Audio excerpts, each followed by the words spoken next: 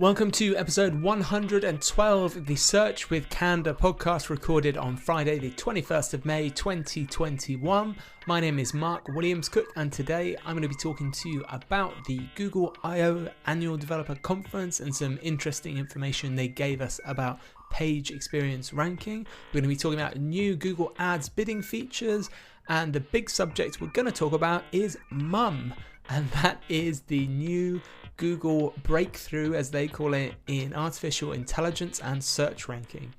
Before we kick off, I want to tell you this episode is very kindly sponsored by our wonderful friends at Sightbulb. Sightbulb, if you have not heard of it, is a desktop-based SEO auditing tool for Windows and Mac.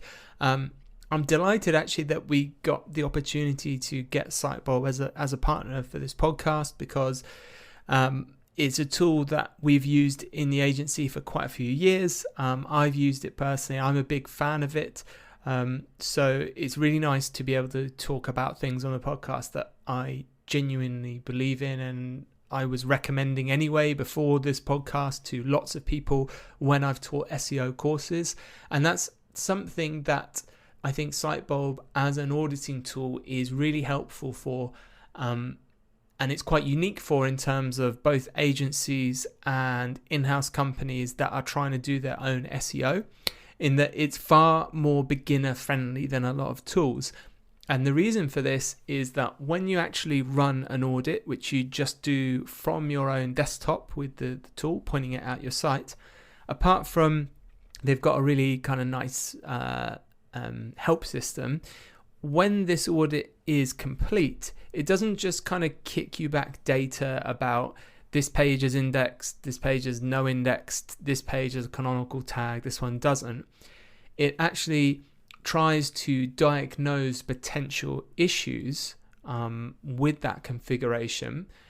It will try and prioritize them for you, but to top all of this off, and I can't, and as someone that's building an SEO course and has spent over a year doing it, I can tell you the biggest bit of work they've done is this kind of back end knowledge center they've built on the web. So every one of these issues, you can click on them and it will give you a pretty in-depth explanation on what this issue is, why it's an issue for search, how it's commonly caused, how it's normally fixed, and a general, obviously out of context, as all tools do, priority. And that's been a really helpful tool to help people learn more about SEO as well. So when I've run SEO courses, we used to spend a long time looking at various crawling tools, and then we had to kind of go through, okay, you run the crawl and you need to try and look for these kind of patterns. Sightbulb does that for you. So can't recommend it highly enough. Even if you are experienced, hopefully you've heard of it already. They've got a special offer with Search with Candour listeners. If you go to sightbulb.com/SWC, you get an extended 60-day trial of the software. You don't need to put a credit card in or anything. So you can just download it for free, give it a go, see how you like it. So give that a go. I'm sure you'll love it. Google I/O, their annual developer conference, happened virtually, of course, not in person, unfortunately, between the 18th and 20th of May this year. Last year, and I think the year before, I did a roundup of things that were covered in Google I/O, because sometimes there's interesting stuff for SEOs as it is a web developer conference. I'm still going through the announcements and videos that have surfaced for Google I/O, but there was one particular thing I wanted to share with all the SEOs out there, which is there is a very nice 13-minute long Google I/O session on preparing for page experience ranking. It's a really no frills, in-depth, meaty look at page experience, not just core web vitals, so intrusive interstitials, safe browsing, HTTPS, mobile friendly, all of that stuff. But the takeaway that I picked up from that video, which I hadn't heard anywhere else before, is that the page experience ranking is also coming to desktop. So up until this moment, although we've talked loads and lots of the SEO community have talked loads about Core Web Vitals, Page Experience, it's always been with the caveat that these are going to be for mobile searches only. Now, as expected, obviously Page Experience is important even if you're on a desktop as well, and that's reflected in this video, and there aren't any specific dates given, unfortunately, but it does make clear that this Page Experience algorithm, these signals are going to be used in desktop ranking as well.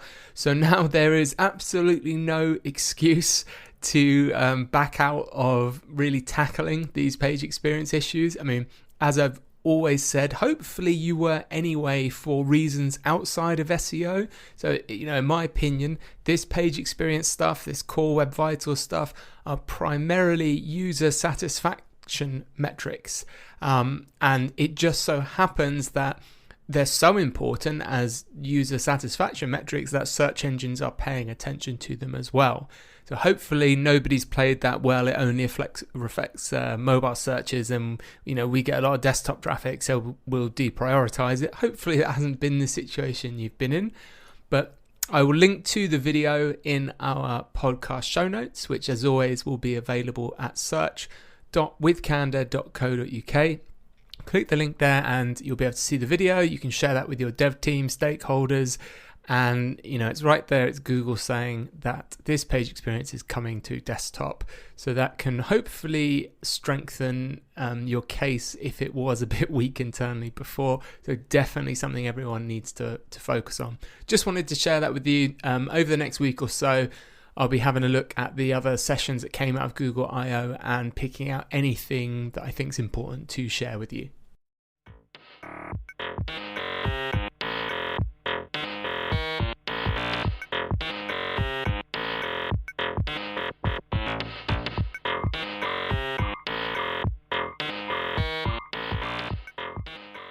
I also have some news for you in the shape of PPC and Google Ads.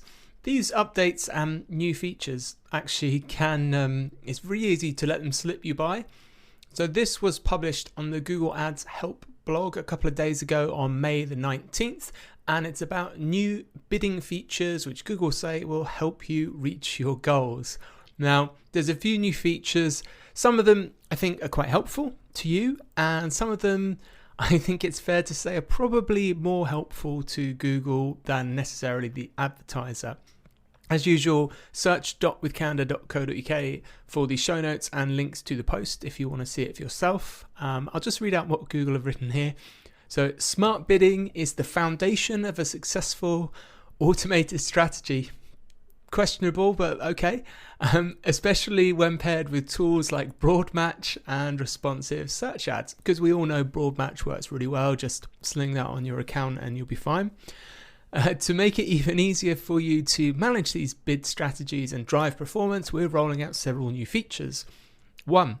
Get more insights with top signals for target ROAS. So ROAS, for those that don't know, is an acronym for return on advertising spend, and maximize conversion value. Top signals in the bid strategy report give more transparency into the factors that drive your campaign performance and can help inform your broader marketing strategy. Currently, you can only view top signals for campaigns that use target cost per acquisition and maximize conversions. Going forward, these signals are now available for search campaigns using target ROAS and maximize conversion as well. Secondly, apply seasonality adjustments at the manager account level. Smart bidding uses machine learning to automatically set bids at auction time to improve the performance of your campaigns. Though these strategies already take seasonality into account, there may be key moments when you expect significant shifts in conversion rate, like during sales or product launches. We made seasonality adjustments to give you more control in these situations. To make these adjustments even easier to use, you can now set them at the manager account level instead of creating them for each individual account. That's probably quite helpful, to be honest. It just shows that there are these gaps of future knowledge that you have as a fleshy human that these models obviously can't account for because they're going all on historical data and they don't know exactly what's going to happen. So it's just allowing you to kind of poke through that model to make these changes at a broader now manager account level. And we've got two other features, which is implement maximize conversion value bidding with recommendations. We're making it easier, hooray, to opt into maximize conversion value bidding by surfacing new opportunities on the recommendations page. These recommendations will show for eligible search campaigns and can help you get more conversion value for your budget.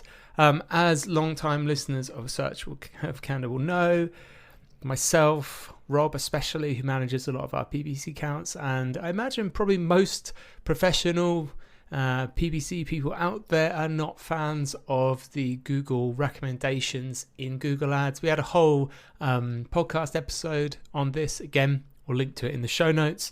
But the kind of recommendations and the optimization score you get within Google Ads, just kind of clicking all of those does not necessarily improve the performance of your account. You know, it's saying your account isn't fully optimized, for instance, if you could spend more budget.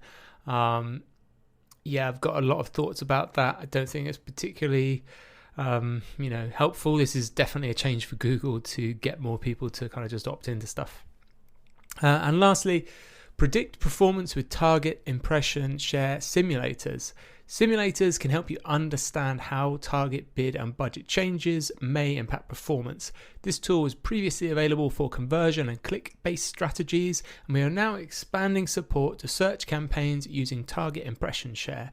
With this change, you can now understand how adjustments to your target impression share can impact metrics like cost, impression share, and clicks. So that is actually quite helpful. Anything is one of the strong points of PPC, especially compared to SEO, is the ease of which and the kind of accuracy which you can do some forecasting and build models from that.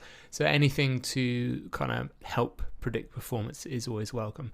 But those changes have been made, are live. As I said, I'll link to the post if you want to have a look at it, but thought you would appreciate being aware of them.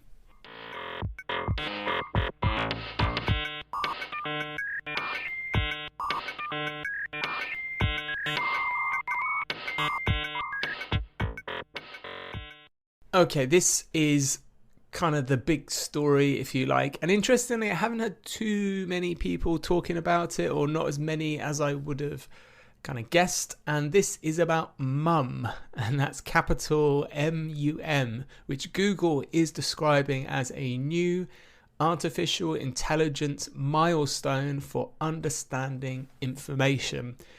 There's a really fascinating introductory post on the Google keyword blog under their product updates by Pandu Nayak, who is a Google fellow and vice president of search. That was made 3 days ago on May the 18th. I'm just going to kind of read through the post with you because there's not a huge amount of information they've given in detail. So I'm just going to go through everything that they've said and then pull out what I think is interesting in terms of SEO relevance and what we do. So this is what Nayak's written. When I tell people I work on Google search, I'm sometimes asked, is there any work left to be done? The short answer is an emphatic yes. There are countless challenges we're trying to solve so Google search works better for you. Today we're sharing how we're addressing one many of us can identify with, having to type out many queries and perform many searches to get the answer you need. Take this scenario. You've hiked Mount Adams, and now you want to hike Mount Fuji next fall, and you want to know what to do differently to prepare. Today, Google could help you with this, but it would take many thoughtful, considered searches. You'd have to think about the elevation of each mountain, the average temperature in the fall, difficulty of hiking trails, the right gear to use, and more. After a number of searches, you'd eventually be able to get the answer you need. But if you were talking to a hiking expert, you could ask one question: what should I do differently to prepare? You'd get a thoughtful answer that takes into account the nuances of your task at hand and guides you through the many things to consider. This example is not unique. Many of us tackle all sorts of tasks that require multiple steps with Google every day. In fact, we find people issue 8 queries on average for complex tasks like this one. I thought that stat on its own was quite interesting. Today's search engines aren't quite sophisticated enough to answer the way an expert would. But with a new technology called Multitask Unified Model, or MUM, we're getting closer to helping you with these types of complex needs. So in the future, you'll need fewer searches to get things done. MUM has the potential to transform how Google helps you with complex tasks. Like BERT, MUM is built on a transformer architecture, but it's 1,000 times more powerful. MUM not only understands language, but also generates it. It's trained across 75 different languages and many different tasks at once, allowing it to develop a more comprehensive understanding of information and world knowledge than previous models. And MUM is multimodal, so it understands information across text and images, and in the future can expand to more modalities like video and audio. Take the question about hiking Mount Fuji. MUM could understand you're comparing 2 mountains, so elevation and trail information may be relevant. It could also understand that in the context of hiking, to prepare could include things like fitness training as well as finding the right gear. Since MUM can surface insights based on its deep knowledge of the world, it could highlight that while both mountains are roughly the same elevation, fall is the rainy season on Mount Fuji, so you might need a waterproof jacket. MUM could also surface helpful subtopics for deeper exploration, like the top-rated gear or best training exercises, with pointers to helpful articles, videos, and images across the web. Language can be a significant barrier to accessing information.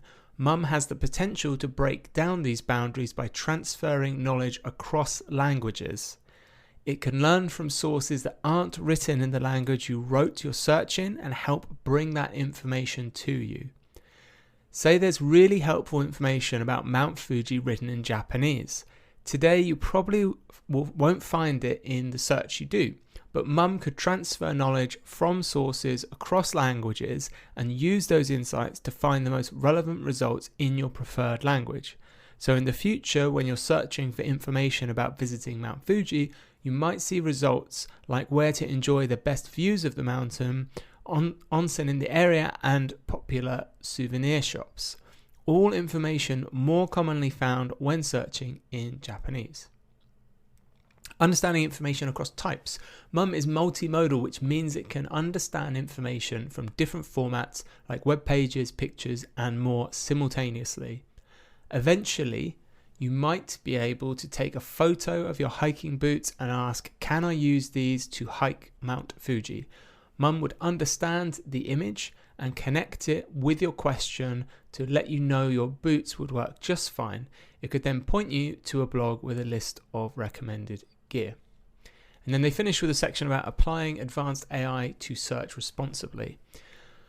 Whenever we take a leap forward with AI to make the world's information more accessible, we do so responsibly. Every improvement to Google search undergoes a rigorous evaluation process to ensure we're providing more relevant, helpful results. Human raters who follow our search quality rated guidelines help us understand how well our results perform. Just as we've carefully tested the many applications of BERT since 2019, MUM will undergo the same process as we apply these models in search. Specifically, we'll look for patterns that may indicate bias in machine learning to avoid introducing bias into our systems. We'll also apply learnings from our latest research on how to reduce the carbon footprint of training systems like MUM to make sure search keeps running as efficiently as possible. We'll bring MUM-powered features and improvements to our products in the coming months and years. Though we're in the early days of exploring MUM, it's an important milestone towards a future where Google can understand all of the different ways people naturally communicate and interpret information. So what do we need to take away from all of this? There is a lot to unpack here. Firstly, in terms of kind of the actual technology, as far as I could see, and I did read an article as well about this on Search Engine Journal, there doesn't seem to be any specific patents filed by Google that specifically mention mum. So this is likely to be the name given to a combination of other algorithms and systems and sub-patents, not kind of a specific technology itself. The Search Engine Journal did find a Google research paper, which we'll link to in the show notes at search.withcandor.co.uk, which is called Hypergrid Transformers Towards a Single Model for Multiple Tasks. And this, reading the abstract, kind of sounds like the same eventual goals as mum, although this paper doesn't mention that specifically. And of course, just because Google has a paper or even a patent on something does not mean it's necessarily applied in any way to search. And obviously, even if it was, we wouldn't know exactly where in that system it sits. So I wouldn't put too much weight on that, but we'll link to the paper if that's kind of your thing. I know quite a few SEOs really enjoy actually, just reading the source and trying to understand the tech behind it. The most interesting thing for me that I took out of this announcement is that Google talks about language generation. And we've seen loads of examples, and we've had some examples on the podcast. I went through a whole bunch of kind of really cool ones for GPT-3, which is the kind of language AI model where you can feed it questions and it will generate its own unique answers just written in English. It's not just scraping that answer because it's found it somewhere on the web. It's actually quote unquote understanding, for lack of me knowing a better word for it, kind of the query and predicting what the answer should be. So this basically means that Google's building this database of knowledge. As we know, we've talked about knowledge graph before. Google talks a lot about entities and things, not strings, and working out the connections between those things. It's still taking these this information from the web, from websites, and it's understanding the query and basically generating content around it. Now, that means potentially no website's going to be shown. So if we take, for instance, that query they gave an example for about how would I prepare to hike Mount Fuji after Mount Adams or whatever it was, even if there was maybe an article about that, Google is building a system that can just generate the answer from multiple sources, because that's kind of the point. And almost write the web page, if you like, for you. Now, I think there's some very dangerous ground there in terms of, well, who's going to be credited with that answer, right? Because the information that the system has been trained on has come through human written content that probably someone's been paid to write, a company's invested in, with the hope that people will read it and search engines will point them to it. Now, there's again been lots of back and forth with SEOs about Google kind of scraping content for things like featured snippets. There's been lots of discussion about whether you should use schema and allow Google to just show the answer to your queries in the search result. And certainly people like Rand Fishkin have been very vocal about zero-click results, and Google's kind of retorted on that about how people use search. But the fact is, there is a portion of searches where Google just does scrape the content from a page, shows it to the user, and there's no benefit for the website for that. There's only the benefit from Google in terms of people therefore find their search engine helpful, use it more, and it secures their ad revenue for search, basically. So I'm very interested in how that future is going to roll out, because the line obviously Google falls back on is around, it's better for the user. So if someone's saying, well, why don't we, even if you say, okay, well, I actually have that content about how to prepare for, this training to go from this mountain to this mountain, Google could say, well, actually, our research shows that because it loads faster, people prefer to stay within the Google ecosystem and just have that answer generated for them from multiple sources. Therefore, maybe it's more trustworthy. So there's kind of a lot of get out clause arguments there for Google. I think they'll take when it comes to language generation and actually crediting websites that they've used as training data. The one thing they did mention that I read out in that article was, obviously, they said we might be able to link you to helpful articles or helpful videos. And again, they haven't gone into sort of depth about what that's going to look like. Again, I think this is going to fall into this. It's even more important to have that entity footprint in Google, so they know which brands, which products, which subjects you're talking about, so you can get linked into this graph that they're building and become a source for that. I think the thing we have to face as search marketers, as digital marketers, is if users do prefer that and they take that convenience over, over what,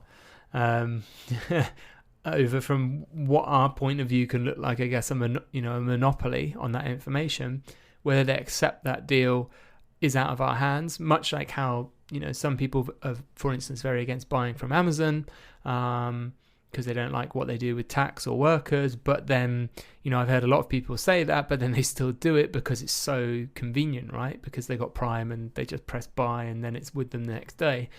I think the same applies in a lot of ways to Google. So I use DuckDuckGo for a year as an experiment on my phone, and one of the most used commands I ended up using on DuckDuckGo was the !G, which actually pushes my query to Google, because I found actually a lot of the time I couldn't actually find the information I wanted to as quickly with DuckDuckGo. So I fell back on that crutch of, well, it's just faster, more convenient for me to use Google. Look, I'm busy, I'm in a rush, I don't have time to do this.